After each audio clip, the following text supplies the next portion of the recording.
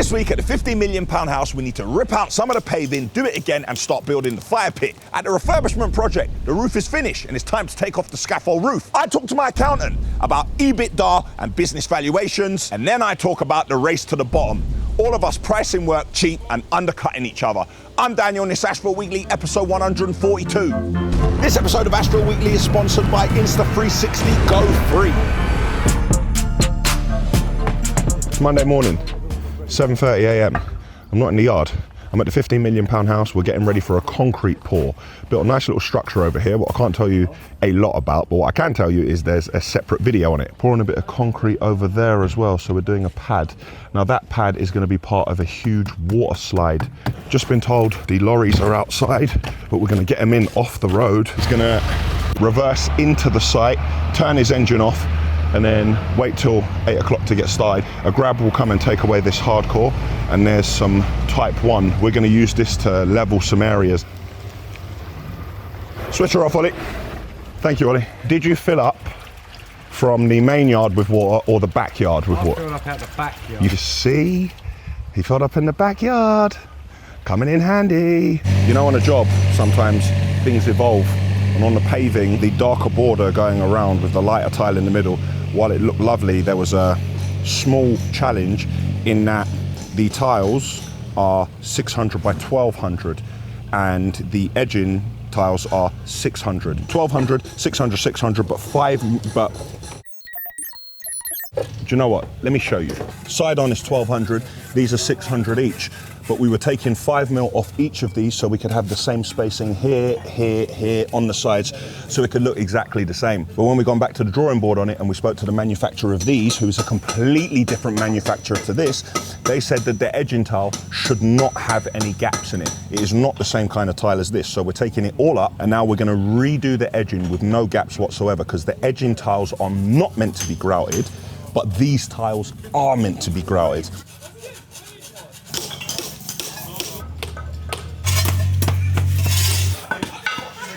You can see the detail here where the tiles finish up to the drain, and over on that side you can see when the drain doesn't finish at the house, and then we've had to cut a small piece of tile and fit it behind it. Either way for me looks nice, but I actually prefer it with a piece of tile behind it.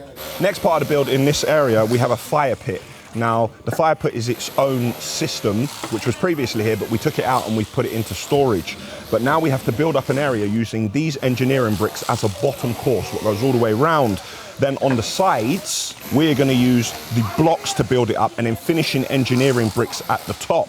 The fire pit is then gonna sit over the top of this, so the engineering bricks finish flush with it going around. Underneath the fire pit, there's gonna be a void for circulation. And then this is gonna be rendered on the outside, exactly the same finish as the floating seating. This type 1, yep. Manny will move this to the back today, and then I've got space. Yep. I was meant to do 2 loads of 2 to 6 tomorrow, but what I'll do, I'll bring 1 load of 2 to 6 on a tipper, and I'll bring 1 load of 2 to 6 on a grab, and then I'll get the grab to take the hardcore, so the material's here. And if he moves the tiles over there today, I'll get that skip changed tomorrow.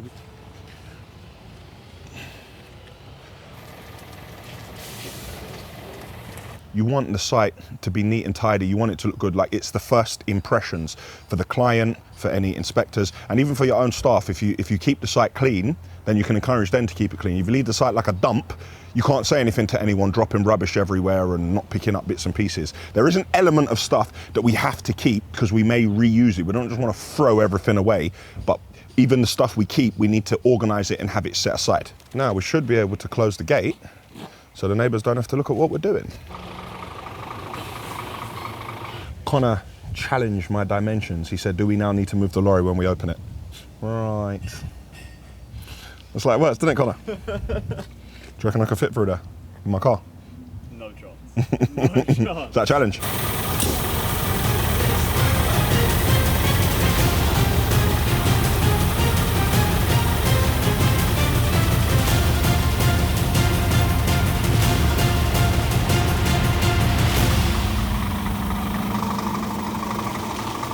At the refurbishment project, we begin to take down the scaffold temporary roof because the roof is complete. And I think because of the natural light, it should be a lot brighter in the master bedroom and the loft area.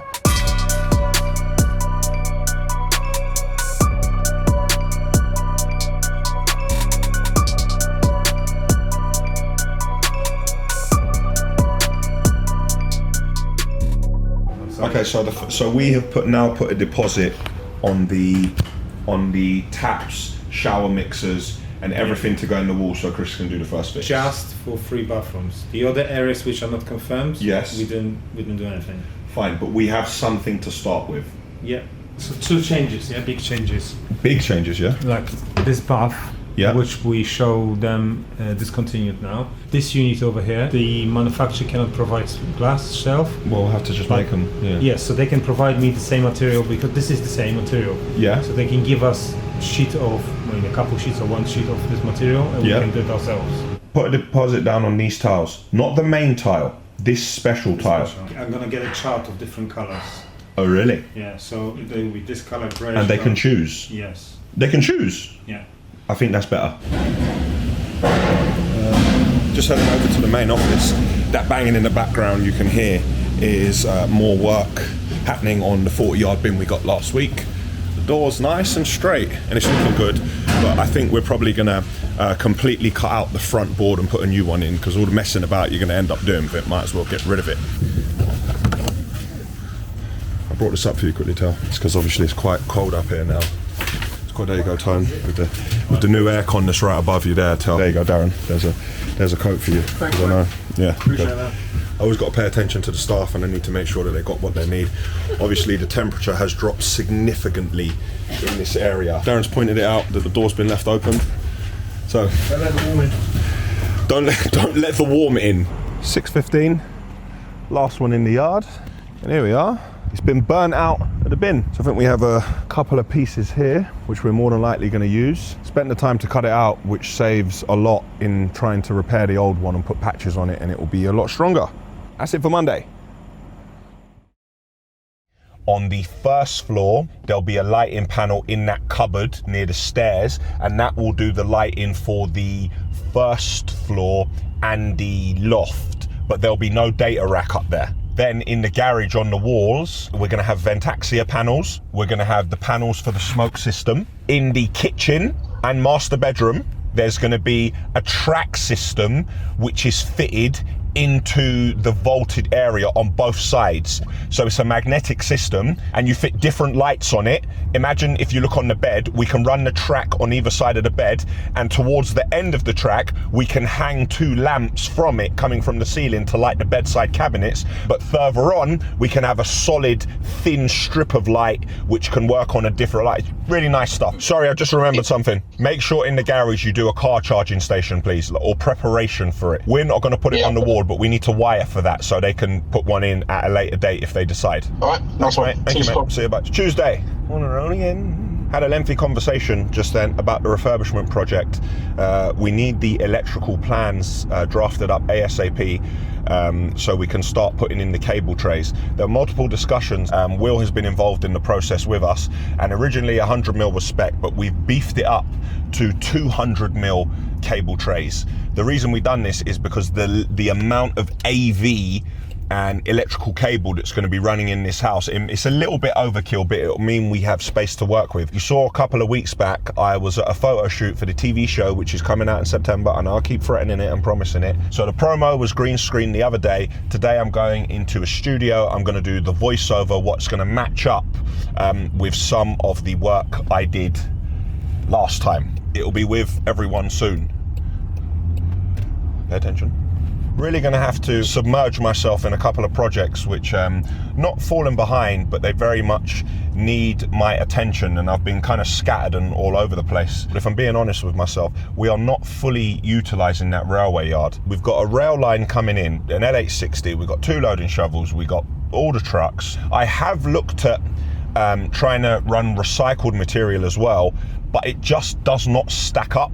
We have a recycling permit. Now, I'm not doing it at the moment, but we'll come back to that in a second. So I'm trying to find ways to diversify and do more on the train. So I don't want to pigeonhole us and say, oh yeah, we're only going to do aggregates in and we're only going to do inert muck out. But I've got to try to think outside of the box.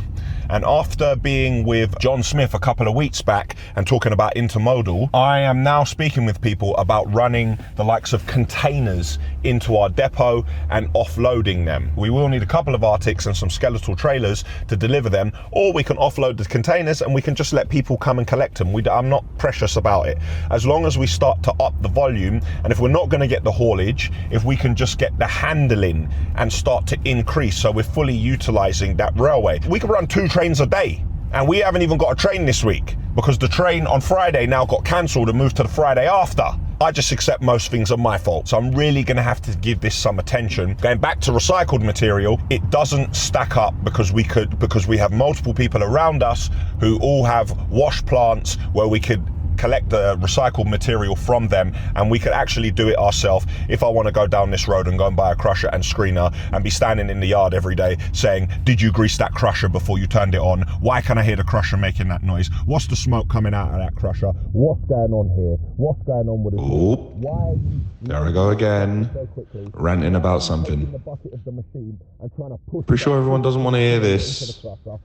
Anyway, let me get back to the point. However, if you have a batch plant like the one I've specified with 6 bins for your lesser mixes like a C10 and a C15, you can use recycled aggregates. You may be able to use a recycled shingle with a primary sand and then a SEM2. I told Sam, our new salesman, that it's going to happen. So by God, it's going to happen, because I don't make promises to people who come and work for me and then not deliver on them. And lastly, an area that once again needs my attention, plant hire. We really need a plant hire salesman. I have learned that I can't sell everything. We're not at a point where I can be having conversations all day trying to sell. But when I got into aggregates, I thought, this is a very small industry. If you don't know the right people, Now I'm in plant hire, which is an even smaller industry. And we're trying to get a salesman or someone like a commercial manager to come on board and push the business, but they need to have experience. We can't have somebody who doesn't have experience in plant hire, because who's going to teach you? Me? What am I going to teach you? I'm new to plant hire. You need to come on board, and we need to benefit from your experience and your existing connections. There's no ceiling point at what can happen at Ashville. That there's no one that say you're never going to get above this person. Even me. If you know it better than me and you want to run it, you crack on. I'm not trying to limit anyone or try to pigeonhole them or try to stop their growth. So that's why the project could be attractive for someone who's very ambitious and in it for the long haul and wants to be part of the journey. I now have 5 minutes to be at my voiceover session, and I'm sitting in traffic. Meh. Hello? Sorry, boss, I won't be in today. Can you send me wages out Friday? Yeah, of course. Yeah, that sounds about right. And the bonus. Are you still at home? Of course I'm going to races today, and I don't know if I'm going to be called up for a knighthood or something, along with my sister with her MBE and things. I thought it was our sister. Sorry, our sister, yeah, but you won't get one of them because you haven't got as many railheads as us. Congrats to our sister, man. Yes, of course, but she works hard, doesn't she? She does. Our sister does work hard. So I've got sciatica today and I'm filled with hay fever. Normally when you say your sciatica's building up, it's because you've had a couple of drinks and you can't walk straight. Hey! Is it really sciatica, or are you just saying that? So what's Commercial Motor doing in your yard? You've only been in the tipper job 2 wet days. They were doing an article. I think we're front page in the Commercial Motor. Again. I know, I heard it on front page, and you start giving that smirk. There's an entrepreneur like myself that's been in round tippers sitting knee high to a grasshopper, and I can't even get into the Beano. I know, but don't worry, mate. My article, there's going to be plenty of pictures in it, so you can keep up with the story, and you can read it. I'm heading to a meeting in Essex about some work. You're lucky. Keep going, don't slow down. But I think I need to drive through your manor to get to the work, so that'll be fun once I've won it all. Yeah, you probably need a bit of help with it though, wouldn't you? Yeah, I suppose if I want a bunch of rust buckets to pull up, tyres falling off and with the easy sheet torn in half. People just burst out laughing every time they see that out Donovan Weekly. Rust buckets and lorry museum, rust buckets and whatever else it is. So what's the job in Essex? I'm going to undercut you in it. People are sending me pictures of jobs like, how comes this person won that work? Ain't you meant to get that work? Anyone who wants to go and do work that I was doing because you want to go and cut the rates, crack on, mate. We all pay the same price to tip and we all go to the same place. I don't. That's what exactly. Exactly. It's like if you put a load on my lorry and I put a load on their lorry, we're going the same direction. Maybe I'm wrong. I might be wrong. This is just a race to the bottom. There should be a set rate where we pay X amount of tip. You've got X amount for the driver, X amount for the lorry, and we've got a little bit at the end. You enjoy your day pricing the job, and all the best of luck to you in it. Talking to my brother, Michael O'Donovan, and congratulations to Jackie. Michael and I talking about job rates, and sometimes you see somebody price a job at a rate and you don't win the job, and you think to yourself, how can they afford to price a job at that rate? But truth be told, you never know what their motive is. Maybe they're getting 150 a load to run in the recycled gear, and then they're taking the muck out while they're there because they really just wanted to get all the recycled gear out the yard and get a good rate for it, because maybe the tip is next to their yard, and just try and make their diesel money on the way back. But the way I look at it, we are all in the same boat. So sometimes you win a job, sometimes you don't. The important thing for me is just to be in the arena and definitely be pricing, and not only find out about jobs after someone else is doing them and posting them everywhere. Getting them, I'm eating. Okay, so we've got a delivery coming today. Got a delivery coming today. Oh, Ollie. Got tyre for the vans are pulled. Oh, yeah. Someone mentioned that on the thing, innit? I see it. There wasn't anything wrong with the tyre van, but somebody did say it in Weekly in the comments. The lads told me that somebody mentioned it was still good, but it's been 2 weeks since then, so we're gonna give it a change now. But we got rims now, yeah? Yeah, I've got to strip down rims. Gonna go through them punches there today. Now, how many punches we getting, man? About 18 punches in 2 weeks. 18 punches in 2 weeks, boy. Things like them. Yeah. One of them had a bulge the other day. Yeah, the bulge, yeah. It's got to be changed, because if he's out there and he's fully loaded and he gets a puncher, it's going to cause trouble. Okay, better safe than sorry, mate. Once again, it's delivery time. Donovan Tyres are coming to bring us a full van full of tyres, and they're going to take away all the scrap.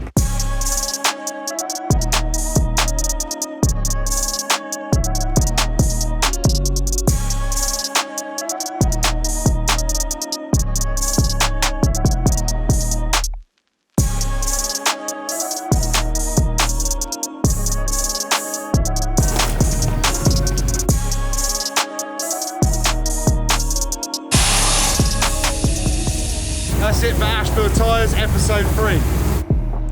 Type 1 in the central area is going down. It's a limestone gear. Baz is going to collect that bucket this week. Looks like it's still surviving. Good meeting in Essex earlier. Hopefully we'll be doing more with that firm. We're not going all the way to Essex. They've got work up this way. Oh, Ben's latched on. There's a new headboard on this bin. Nice and strong. Bin straight on this side, relatively straight on this side. So now we've got a couple of bins which are ready to go out. Now down the other end of the yard, all the way down there, is the other bin what we bought week before last, but we haven't started working on that yet because there's loads of other bits happening in the yard which need attention before that. I'm gonna head up to my office, meeting at 11:30. At the yard, a nice place when the sun is shining. Left the yard, back in the city of London for another meeting. I don't mind being on the road when it's clear roads on the motorway, but City of London, this is brutal. At the refurbishment project, we've been going back and forth for some time on the kitchen and the utility layout. The client, their chef, the rest of their team are beginning to give us some really good input, and we're just finalizing the exact points. But we're not trying to just hand someone a kitchen and say, this is a kitchen, use it. We're trying to understand how they live, how many people could be sitting eating, how often will they sit at the dining table, or will they be sitting up at the island and being served opposite by the stove. This is the latest layout showing what everything is. So instead of having a large fridge freezer, we've got double fridges, and then we've got two smaller under unit freezers on the stove side, but then we have another freezer which will be either in the garage or the utility. See, two dishwashers as well, because the amount of people that are going to be making dirty dishes in this house. And then the utility shows the glass fronted doors. It looks integrated in there, but there is two washers and two dryers to keep on top of all the laundry. I think they're the finalized plans, but they're about to go to the client now, and the client can make the decision. Oh, there's a lot of Trident. Oh, I'm gonna get squashed. Thanks for that, mate. I was looking at these different chassis on these lorries. I'm not sure how I feel about them. Nearly squashed me there. Maybe those lorries don't give the direct vision that I think they do. It's Friday. I'm at the Central London penthouse. We did a video on this apartment when we built it. We finished the build here 5 years ago now, I think. And I've come around here to show the client, which I went to visit a couple of weeks back. Being here reminds me of all the cool features and all the challenges we had, which we were gonna overcome. We are just off Marylebone High Street. Look at that, let's have a look where Marylebone High Street is.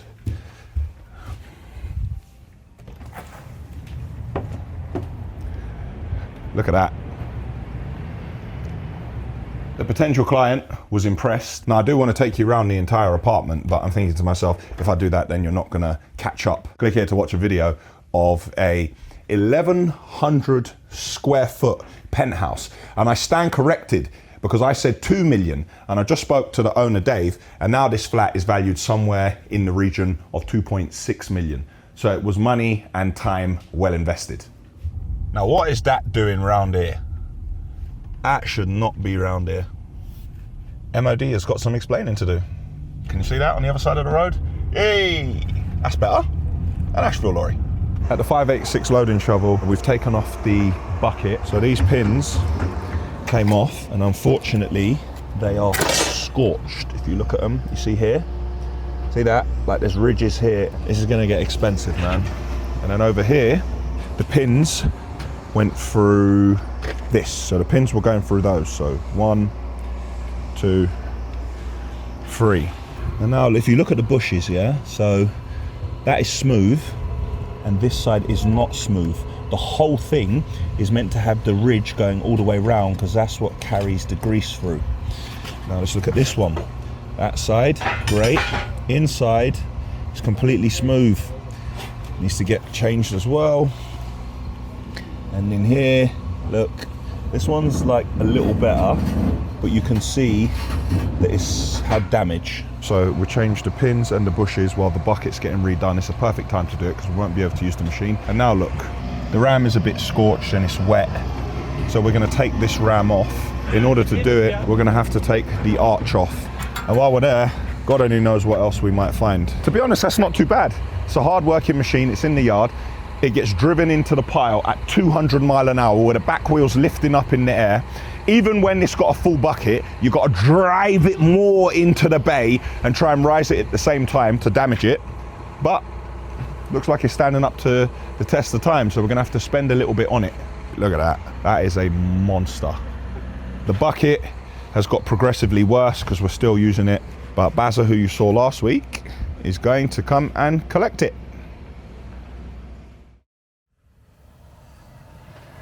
Friday morning, I'm almost in the yard. I'm just at the entrance.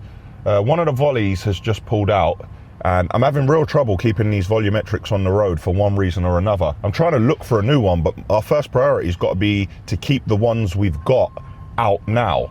Yesterday, we had 2 out of 5 in Scania. Now, one of them came out this morning, which is good because we got about 150, 160 meters of concrete to pour today. But then, the one you just seen go past the Volvo, there's a problem with one of the mechanisms that drop the chute down. So now he's got to run round to Southern Vulcanising and try to get that repaired because we got a 60 metre pour on in Reading that's about to start in about half an hour and we're short at the moment. That's just, it's long, man. This morning, I put a job ad out on LinkedIn for the social media manager role. This is somebody to take our existing content and repurpose it for Facebook, Snapchat, and TikTok. I'm not sure how many of you follow us on TikTok. If you're not following us, follow us now on TikTok. But it's a completely different format and you have to take the content and find different bits out of it and then repurpose it. Let's hope we get some good applicants through. Got a meeting at 8 a.m. Just keep it moving. You can call it operational profit as well, but it's how much profit the business is generating from its operations before you get into the aspects of how you fund your business. So like as an example, you've got an invoice discounting facility now that charges you interest. That doesn't affect your operational profit because with EBITDAR, That's earnings before interest. Okay. So interest happens below. Below, the line below. Yeah, you still get down to a net profit where interest has to come out, depreciation has to come out. Okay. But when people are looking at your business, and all businesses, they look at the EBITDAR number, because a lot of people, when they buy a business, it's up to them how they fund it. They can either fund it out of cash out of their own bank account, they can go out and get £10 million of loans, fund it, and then you've got the interest coming through. So whenever you value a business, you always look at EBITDAR and a multiple of EBITDAR. So it's called the enterprise value. So your enterprise value is your EBITDAR times a multiple. And who determines that multiple?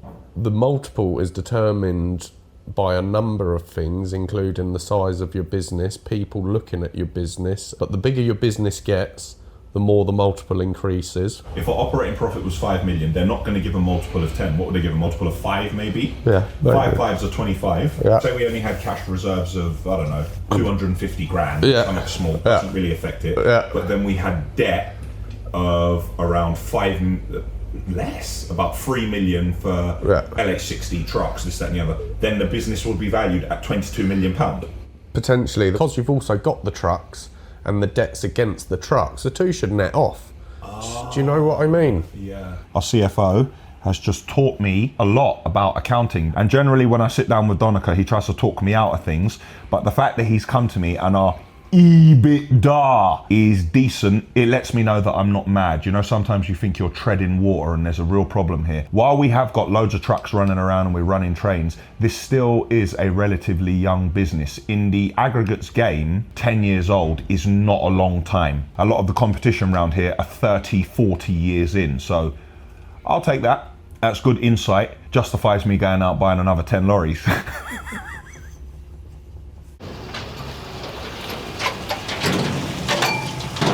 So the exercise I was doing earlier was just to try and find out what my life's work is worth. And you know, that can change in an instant, that can change year on year, but it's good to just have, with the things that we've put in and everything we've done to get to this point, it'll be good to take a snapshot. What are we worth now? And then in another 12 months or 24 months, what are we worth then? Because the way these people calculate what these businesses are worth, that's not particularly how I would calculate it, but what do I know? So I'm gonna let the CFO guide me and come up with a valuation. Saturday morning, I'm in the yards, taking a walk around.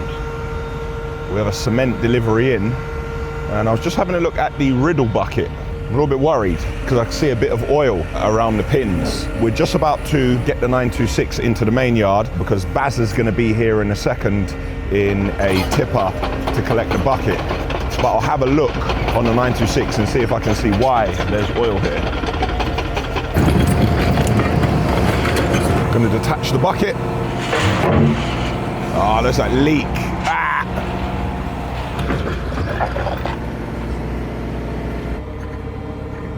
And this should take the weight of it. We didn't just make this up. We planned this already. That's why the chains were already connected. Look at the concentration face. Taking the slack out the chains. Baz has turned up. He said 8 o'clock, but he came at 7:30. We like that. Always early. In case you didn't know, Fox are partners with Ashville Plant Hire. Not to tell you too much, there's a standalone video coming, but pay very close attention to the spec of this lorry.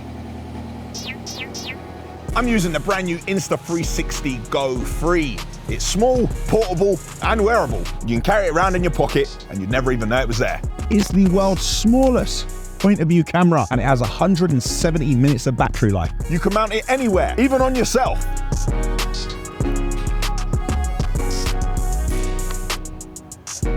And this hands-free is a high quality 2.7K. Having a look at the lorry, everything I can see, this can see.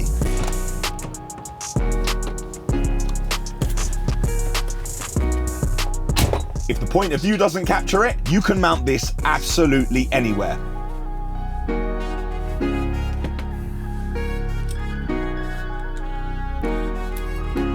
So I can now mount it here and talk to the camera as we're driving Perfect. And it's waterproof up to 5 meters, which is handy because the weather can turn at any moment in sunny West Drayton. And the flip screen acts as a battery, remote, and viewfinder. So I'm gonna attach to the bucket.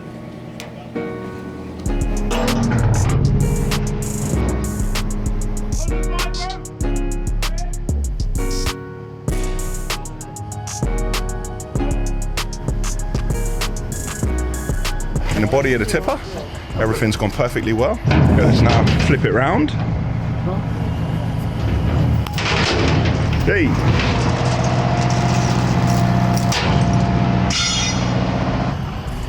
Ain't that cool?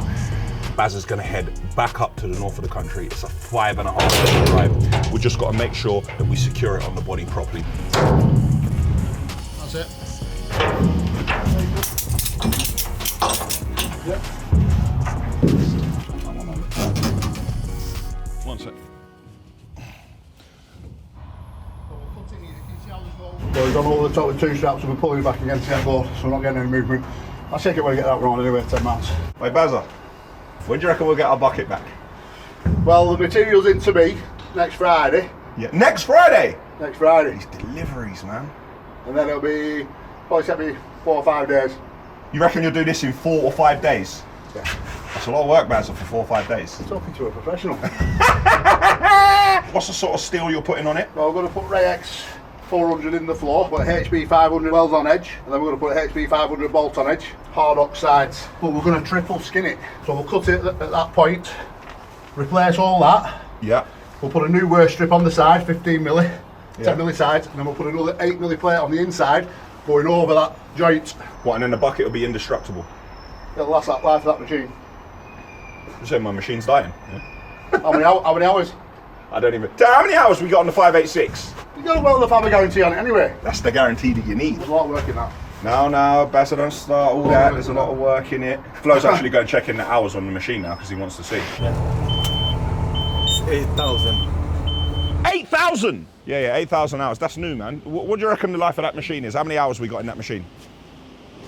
Probably another 6. Do you want it painted in the back end or not? You paint it? I'll paint the back end if you want. I've never even seen anyone paint... Yeah, oh no, sorry, the LH60 bucket was painted when it came. Sorry, what colour would you like the backside of this bucket? Red. Well, it will never be Man United red. We got a price from Liebherr for the bushes, but they're really... They're a fortune, man, so... And the pins are a fortune. Yeah, so if you could measure the bushes and the pins and let me know what you think. So now I'm saving money. I'm going to get bushes and pins now for the machine and a new bucket. The machine's going to be indestructible. So now we, instead of driving it into the pile at 200 miles an hour with the back wheels going in there, we could drive it into the pile at 300 miles an hour. And even when the bucket's full, we can leave our foot still and drive further into the pile and then lift the material up. That's right. Fantastic. 8,000 hours, that's a lot. This is Brer crying, 8,000 hours is a lot. How many hours do you reckon you've got on the clock? Christ, 8,000 this week, I think. So what are you trying to say? I got to buy a new machine? I just paid it off. We just paid it off, Tel. Do you know what Terry did? Terry dropped his whip, the Amarok, for service. Man tried to send me a picture of the new Amarok and just sent the picture and said, the new Amarok. I just sent back 70k. What's man telling me about the new Amarok for? What? Sending you a photo, information purposes only. Bruv, but once again, you insinuated. No, I did not insinuate. The new Amarok had 70 bags. If I don't insinuate much, do I? Generally, do I insinuate much? I just say it. If I got to say it. Who thinks that Terry needs a new Amarok to get to work and back for 70 bags? Or the Discovery commercial. Or the Discovery... What? Sorry, how we doing it? Illy, yeah. 20. Come on, Illy, you know the side, for sure. We can get them made, no problem. While I'm taking it apart and I'm doing everything, I may as well... Have you got somebody to sort your RAM? We're going to strip off the RAM and take it to someone. Yeah. So a few people. If we had a fabricating like workshop with 3 welders and... all day long, just constantly... Yeah, no, but I'd never sell a lorry. I'd just keep fixing it. I'd never sell anything, ever. I just keep going. There's a fabulous opportunity here when we talk about all the things around the yard which are broken for Frighty to show... Frighty puts a little picture of me. when we talk about things which are broken Yeah. and can't get fixed and they're old and mashed up. Yeah, past their best. I've got nothing left. I've lost everything. I'm furious. I'm furious. Full-time comedian, part-time operations. Neither one of them pay very well. See this indirect burials. Laurie's about to head out. Let's take the camera off.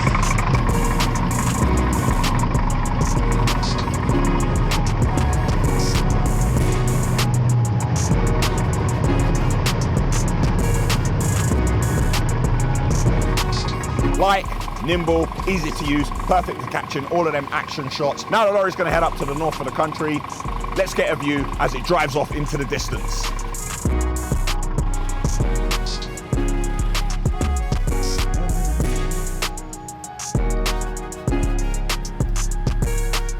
Woo!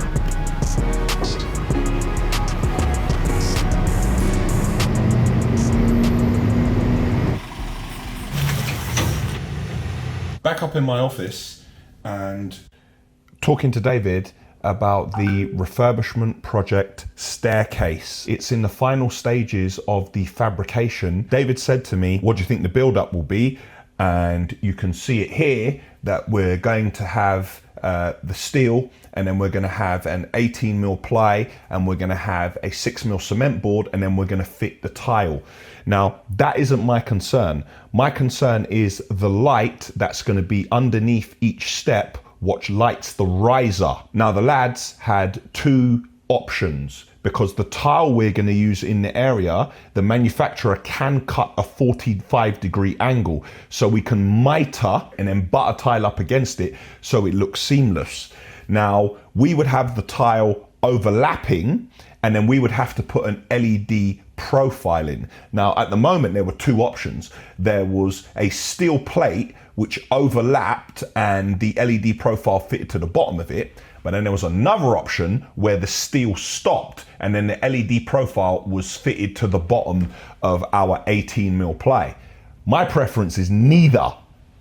I would prefer for this to be built out and then another steel downstand here. So basically the LED profile fits completely within the steel profile, and then the tile is on the top with the 45-degree cut and it fits up against it, but it's also fixed to this steel, because when it has a little bit more steel here, it's that bit more of a firm fixing. If I don't have that little steel downstand, I feel like it will be slightly weaker. So David's gone back to the fabricator and gonna ask if they can do that detail, which I believe they can. It will cost a little bit more money, but for me, that'll be peace of mind. Because once again, I don't want anyone calling me saying, the lovely staircase you just put in, what cost X? The tile on the front of it just broke. it's Sunday. I'm on the road again. This morning I trained, then I did a couple of emails, and I have now been invited to a polo event. Never been before, so it's going to be a bit of an experience for me. I did try and drop the gentleman who invited me a message and say, I assume I'll be okay in linen shorts and a linen shirt. He said, you assume wrong. And I looked at the invitation and it said a lounge suit. Now, I didn't know what that meant, so I've worn a kind of summery suit and hopefully I'll lounge around and that will qualify as a lounge suit. I'm just watching telly, I've seen hay fever. I'm the only man in London bought a farm that suffers from hay fever.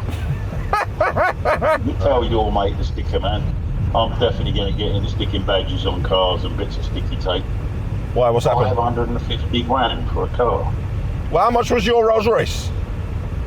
That's beside the point, let's not go into this. And then he invites you to sit sheesh to look at high performance cars, and you turned up on a hairdresser's car. And no disrespect, me and you ain't getting one either. Because if we do go into it, we ain't coming back out unless they turn it on its side. All right, listen, speak for yourself. I'm getting an out. You ain't. No, you're not. Please believe me, I see the size of you. You ain't getting in or out of any of them type of cars. Where you going to?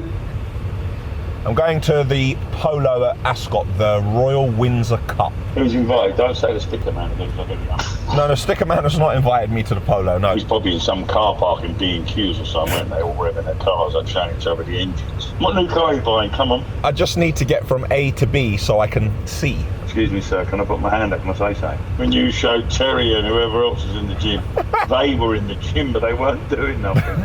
They just happened to be standing in there. Yeah. And they were listening to the noise, the music. When he goes to the gym, did you tell him he's actually got to pick them things up? I wasn't in the gym, Michael, so I cannot verify or deny any of your claims or accusations. Oh, mate, have a good weekend, boss left of it, and I'll speak to you soon. All right, mate, see you soon.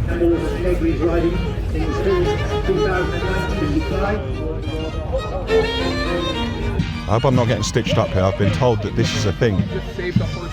You have to walk around and flatten the pitch. If you want to learn more about Insta360 Go3, click the link in the description.